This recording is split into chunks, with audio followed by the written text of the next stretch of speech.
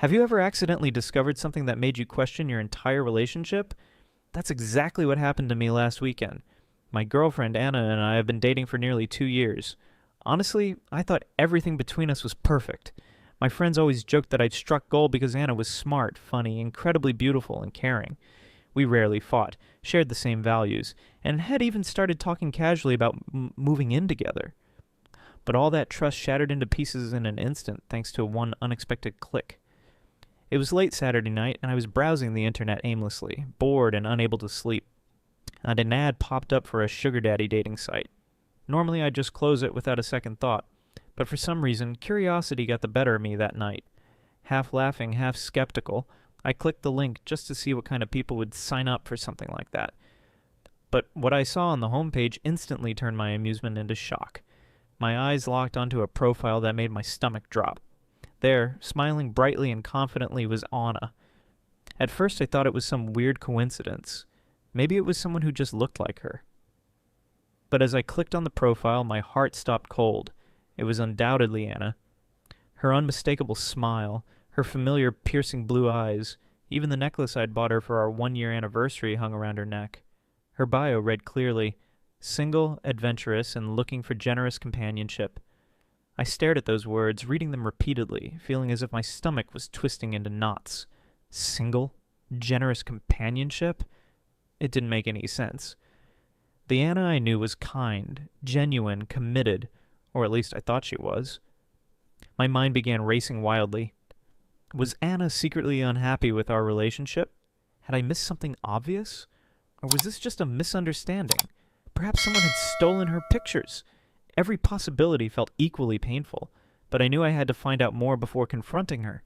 Confronting Anna without proof would only lead to denial and excuses, but could I bear to dig deeper, knowing I might discover something even more devastating? That night, sleep eluded me entirely. I spent hours pacing, torn between wanting immediate answers and fearing what I might find next. But deep down, I already knew that nothing would ever be the same again. My perfect relationship had suddenly become something entirely unknown, uncertain, and frightening. One question echoed relentlessly in my mind. Should I confront her right now, or wait until I have absolute proof that she's betrayed me? I felt completely numb. The woman I trusted with my whole heart had been living a double life, one I knew nothing about. I stared blankly at my screen, desperately trying to rationalize it. Maybe it was a joke, or perhaps someone had stolen her pictures. Yet deep down, I knew the truth. The profile description matched Anna perfectly. Her hobbies, her favorite restaurants, and even subtle details only someone close would know. Unable to sleep that night, I lay beside her, silently replaying our entire relationship. How many subtle signs had I ignored? Recently, Anna had become distant, disinterested whenever I talked about our future or suggested simple plans. She often complained about friends who were treated to luxurious trips and expensive gifts by their partners, remarks she'd slip casually into conversation, as if testing my reaction. I remember clearly the last dinner we had at our favorite spot, when Anna barely touched her food and sighed dramatically. "You know, sometimes I wish you made more money. All my friends' boyfriends take them on fancy trips or buy them expensive gifts. Why can't you do that for me?" Her words had stung, but I laughed it off like an idiot, convincing myself she was just in a mood. But now, her words took on a sinister meaning. Had she been comparing me to other men she'd met on this website? My stomach twisted painfully at the thought. The following day, driven by a blend of anxiety and anger, I made a fake profile on the Sugar Daddy website, pretending to be exactly the wealthy older man Anna appeared to be looking for. Sending that first message was difficult. Every word felt dishonest. But I had to know the extent of her betrayal. Within minutes, Anna responded with enthusiasm that hit me like a freight train. "Hey, handsome, I'm so glad you reached out. Tell me more about yourself. I'm excited to get to know you." The ease of her flirtation left me reeling. As our conversation continued, Anna revealed more of her hidden side, casually explaining how tired she was of dating men who can't appreciate her worth. She joked openly about her current boyfriend, me, describing me as a placeholder until someone better came along. Each message from her was a painful slap in the face. Later that evening, as we sat together watching TV, Anna glanced dismissively at me, rolling her eyes as I suggested ordering takeout instead of dining out. "Again? Seriously? Can't you at least pretend to care about making me happy?"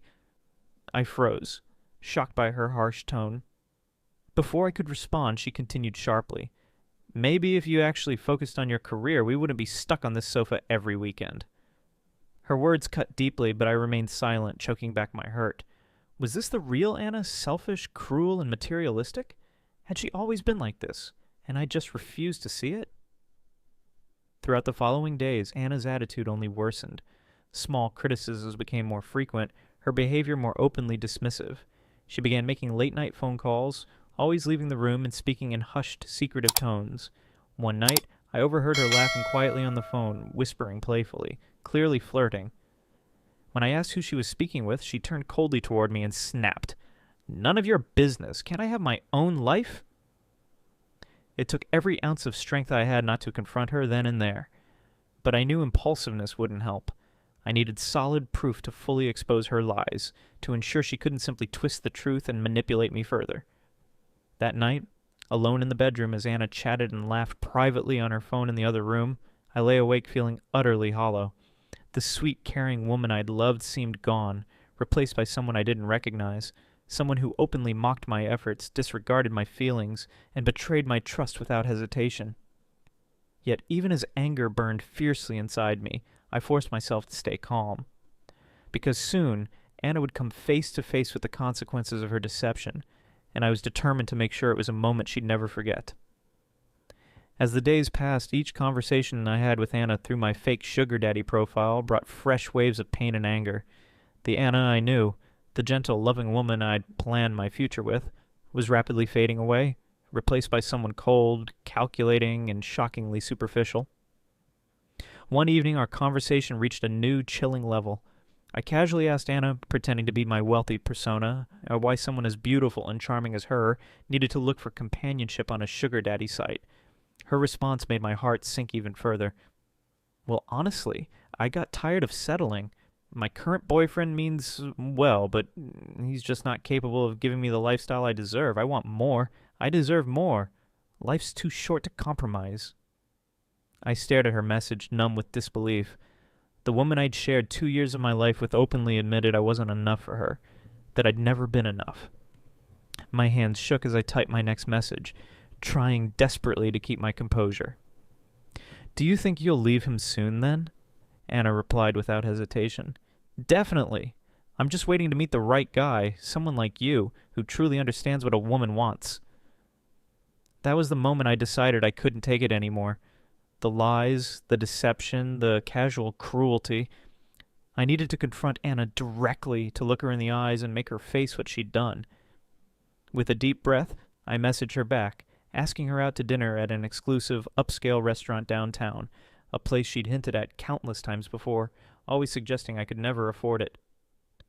Anna's excitement was immediate and obvious. Her response came seconds later. Oh my God, yes, I can't wait. This sounds perfect.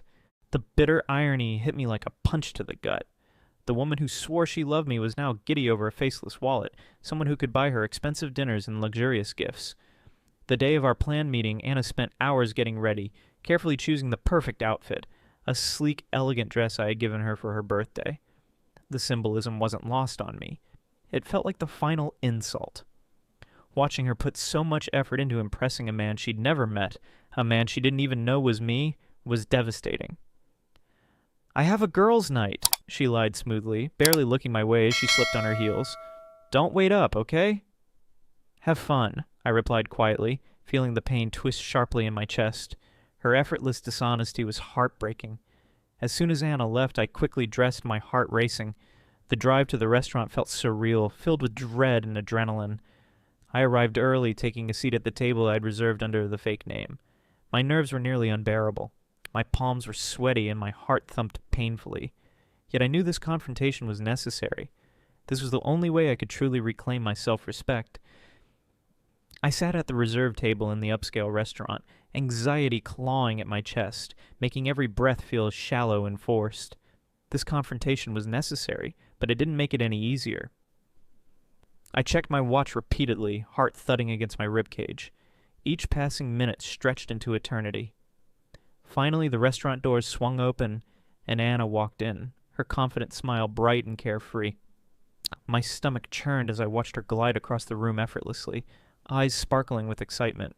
Her beauty was striking, and it hurt more deeply knowing she'd dressed up, not for me, but for a stranger she assumed could fulfill her material desires. When Anna's gaze finally landed on me, her cheerful expression instantly crumbled into confusion, then panic. She froze in place, mouth slightly agape, her eyes wide with shock.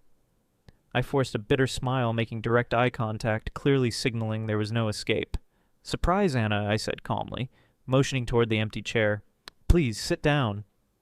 She hesitated, her gaze flickering around the restaurant nervously, cheeks flushed with embarrassment. Reluctantly, she approached, sitting down slowly, visibly shaken. "What the hell is this?" she hissed, leaning in, her eyes darting around the room. "Why are you here? You said you were busy." "I lied." I cut her off, voice cold, controlled despite the anger boiling within. "Seems we've both been doing a lot of lying lately." Anna swallowed hard, instantly defensive. "What are you talking about? What's gotten into you?" Without another word, I placed my phone on the table, her profile open clearly on the screen. She stared at it blankly, her eyes widening as she recognized her own smiling face staring back at her. "Care to explain?" I asked quietly, the coldness in my tone cutting through the tension. Anna took a deep breath, eyes darting frantically as she tried to formulate a believable excuse.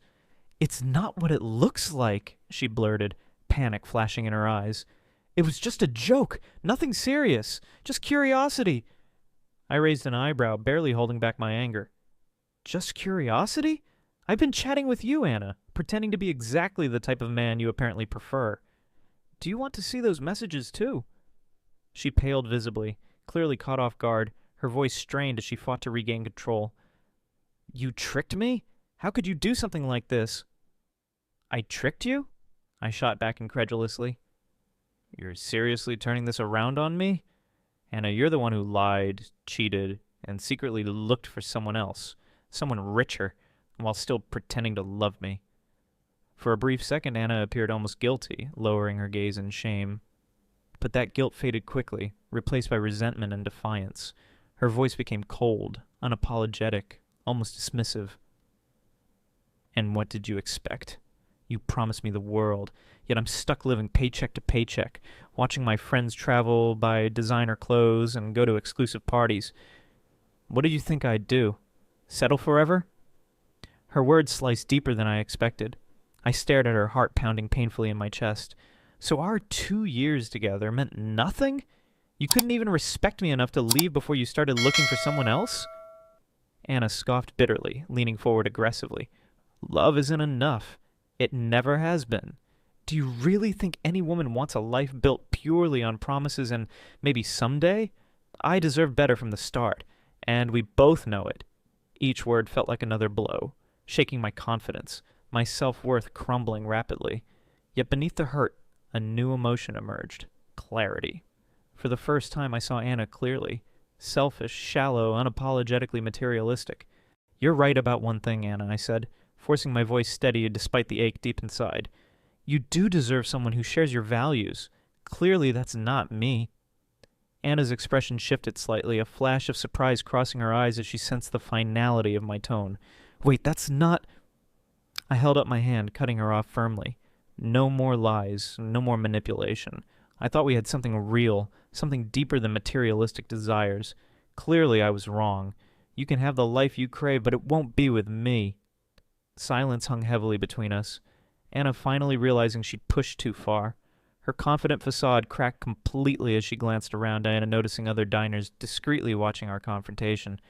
Embarrassment colored her cheeks deeply, and she looked suddenly small and vulnerable, trapped in the web of her own making. I stood up slowly, my voice quiet yet determined. "We're done, Anna. I truly hope you find whatever it is you're looking for. But trust me, it won't fill the emptiness you carry inside." I didn't wait for an answer. I pushed back my chair, stood up, and walked away. I could feel her eyes burning into my back, but I never looked back, the weight of our broken relationship falling away with each step. As painful as that moment was, for the first time in weeks I felt a genuine sense of relief. I'd finally stood up for myself, reclaimed my dignity, and faced a truth I had feared for far too long. But as I stepped into the cool night air, A new question echoed through my mind. Had Anna truly learned anything tonight? Or would she continue searching for happiness in all the wrong places? Walking out of the restaurant that night, I felt strangely weightless. My heart still ached deeply, wounded by Anna's betrayal, but alongside the pain was an undeniable sense of relief. For the first time in weeks, I could breathe again, free from constant suspicion, anxiety, and self-doubt. In the days following our confrontation, Anna tried repeatedly to contact me, flooding my phone with messages full of empty apologies, excuses, and even anger. Each text seemed designed to make me question my decision, to manipulate me back into her control. At first, reading those messages hurt deeply, reopening fresh wounds, yet soon enough they began to lose their power. Her words felt hollow, meaningless, desperate attempts to preserve an illusion that no longer existed. A few days later, Anna showed up at my doorstep, unexpectedly tearful and apologetic. She stood there, mascara streaking down her cheeks, looking like a wreck. For a second I felt sorry for her, then I remembered who she really was. "Can we please talk?" she begged, her voice trembling. "I'm sorry, I messed up. I was confused and stupid." I stood in the doorway, my voice firm yet calm. "Anna, there's nothing left to talk about. You weren't confused. You knew exactly what you were doing. You're just sorry I found out." She shook her head, reaching out to touch my arm, desperate to regain control. "Please, it wasn't serious. None of those men meant anything. You're the one I really love." "Stop," I interrupted sharply, pulling away from her touch. "I'm not your backup plan anymore. You made your choice." She fell silent, eyes wide, stunned by my newfound strength. Finally realizing her tactics wouldn't work this time, her expression hardened into anger. "You'll regret this," she snapped, her voice dripping with venom. "You just threw away the best thing you ever had." I stared at her calmly, unfazed. "No, Anna. I finally see clearly now. You're the one losing someone who genuinely loved you, not for money or status, but for who you really were. Good luck finding that again." I closed the door gently but firmly, hearing her footsteps fade away slowly down the stairs. A profound sense of closure filled my chest. Our story had ended painfully, but at least it was finally over. In the weeks that followed, I slowly began reclaiming my life. Friends and family rallied around me, offering support and reassurance. Each conversation reminded me that Anna's betrayal wasn't a reflection of my worth, but of her own insecurities and selfishness. One evening I shared the full story with my closest friends, carefully, respectfully, but honestly. They listened silently, shocked at Anna's actions, yet proud of my strength in handling the situation. Soon after, I discovered through mutual friends that Anna's reputation had begun unraveling as others learned about her deceitful behavior. While it wasn't my intention to humiliate her, I couldn't deny a certain satisfaction knowing her true colors had been exposed. I blocked Anna on every platform, deleted her photos from my phone, and cleared out the gifts she'd left behind.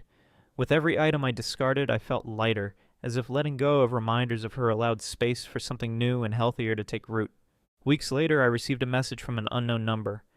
Anna reaching out yet again, now desperate and humbled. "I made a huge mistake," her message read. "Please forgive me." I stared at my screen thoughtfully for several minutes before finally typing a simple final reply. "I forgive you, but not for your sake. For mine. Please don't contact me again." Sending that message felt empowering. Forgiving Anna didn't mean excusing her actions or welcoming her back into my life. It simply meant releasing myself from carrying the bitterness and anger she'd caused. Now I was free to move forward, leaving the pain behind, wiser and stronger. Anna never replied. Her silence told me clearly that she finally understood. I was no longer the same man she'd once manipulated so effortlessly. As the days went by, I slowly rediscovered parts of myself I'd lost in our relationship. I rebuilt friendships, revisited old hobbies, and made new goals that reflected who I genuinely was, without needing anyone else's validation. Gradually, happiness and self-respect returned, filling the emptiness Anna had left behind. Ultimately, Anna's betrayal taught me a painful but crucial lesson. Love built on lies and greed is never sustainable. True love requires honesty, respect, and mutual understanding, none of which Anna was ever capable of giving. She chose luxury over love, illusion over reality. And now, freed from her deception, and I was finally ready to embrace something real, something honest, meaningful, and lasting. Forgiving Anna wasn't easy, but it was necessary. Not for her sake, but for mine. Carrying bitterness or anger would have kept me trapped in a cycle of pain. Forgiving her was an act of self-care, freeing me to heal, grow, and move forward stronger. Today, I'm grateful I discovered Anna's deception, painful as it was. It forced me to reclaim my dignity, prioritize my self-worth, and set higher standards for future relationships. No amount of money or luxury can ever replace honesty and genuine love. So, I ask you this.